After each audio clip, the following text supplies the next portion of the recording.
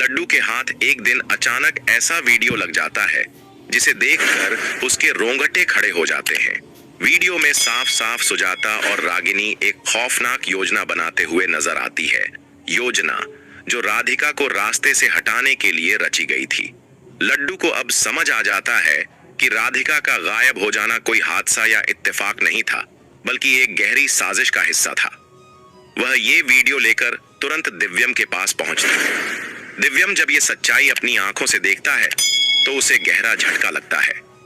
राधिका, जिसे वो टूट कर चाहता था, उसके साथ ऐसा अन्याय हुआ। दिव्यम अब चुप बैठने वालों में से नहीं था। वो तुरंत एक पुराने शक्तिशाली जादूगर की मदद लेता है जो समय और चेतना के परे जाकर भी किसी को वापस ला सकता है। इस कठिन प्रयास के बाद दिव्यम राधिका को उसके असली रूप में फिर से वापस ले आता है। लेकिन राधिका की वापसी अब पहले जैसी मासूम नहीं है। वो टूटी नहीं है, वो अब और भी मजबूत बनकर लौटी है, अपने अपनों के धोखे की आग में तपकर। दूसरी ओर सुजाता अब खुद को जीतने वाला समझ रही थी। उसे लगता था कि राधिका अब हमेशा के लिए उसके रास्ते से हट चुकी है। इसी भरोसे के साथ वह रागिनी और सोनू को लेकर घर में फिर से कदम रखती है, जैसे कुछ हुआ ही ना हो। लेकिन जैसे ही वह घर आती है, कुछ अजीब घटनाएं घटने लगती हैं। राधिका की उपस्थिति की हल्की परछाइयां महसूस होने लगती हैं। वहीं राधिका भी देखती है कि अब सुजाता के साथ रागिनी और सोनू फिर से घर में है। उसे समझ नहीं आता कि कैसे रागिनी, जो कभी घर से निकाली गई थी, अचानक वापस आ गई। अब वह इन घटनाओं को जोड़ने लगती है।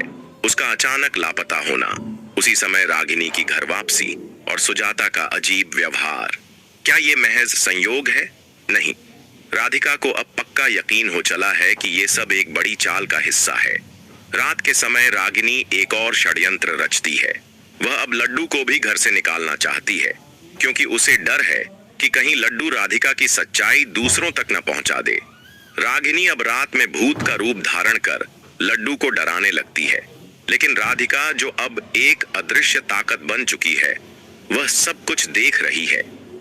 राधिका चाहकर भी कुछ कर नहीं पा रही, लेकिन अब वह कमजोर नहीं है। वह हर एक बात को गौर से देख रही है और धीरे धीरे सच्चाई के हर टुकड़े को जोड़ रही है।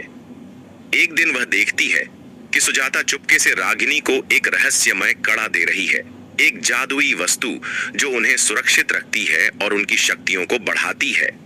सुजाता कहती है, इस कड़े की वजह से ही हम राधिका को गायब करने में सफल हुए थे। अब कोई हमें छू भी नहीं सकता। राधिका छिपकर ये सब सुन लेती है। ये शब्द उसके भीतर आग की तरह दौड़ जाते हैं। अब उसके संदेह की कोई गुंजाइश नहीं बचती।